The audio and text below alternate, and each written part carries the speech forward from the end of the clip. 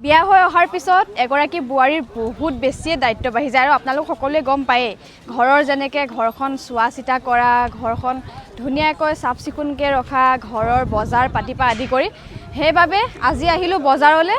ঘৰত শাক চব্জি কমিছিলে এতিয়া বোলে ধুনীয়াকৈ বজাৰ কৰি নিওঁ একেবাৰে যদি আজি বজাৰ কৰি নিওঁ ধুনীয়াকৈ এসপ্তাহমান চলি যায় আৰু বজাৰখন আপোনালোকে দেখা পাইছে ইয়াৰ পৰাই যেনেকৈ এতিয়া ভাতকেৰেলা ওলালে ভাতকেৰেলা বহুত বেছি ভাল হোৱা ভাতকেৰেলা লৈ লওঁ তিয়ঁহ চিয়ঁহ ঢেৰ কিবা কিবি ওলাইছে আপোনালোকে চাগে দেখিছে বেকগ্ৰাউণ্ডত এইফালে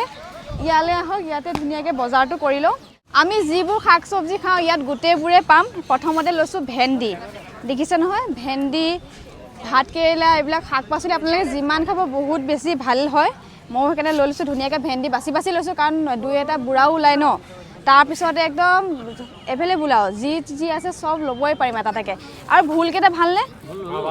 ভোল ল'লে বোলে একেটা চাওক বহুত ধুনীয়া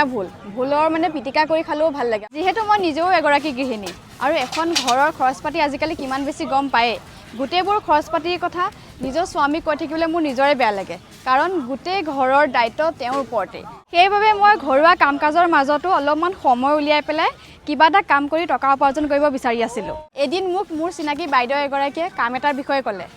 এই মঞ্চখনত হাজাৰ হাজাৰ গৃহিণীয়ে উপাৰ্জন কৰি আছে ময়ো এই মঞ্চখনৰ লগত জড়িত হৈ নিজৰ ঘৰৰ খৰচ পাতি উলিয়াবলৈ সক্ষম হৈছোঁ মোৰ পৰিয়ালৰ লোকসকলটো এতিয়া মোক লৈ বহুতে সুখী আপোনালোকেও যদি এই মঞ্চখনৰ বিষয়ে জানিবলৈ বিচাৰে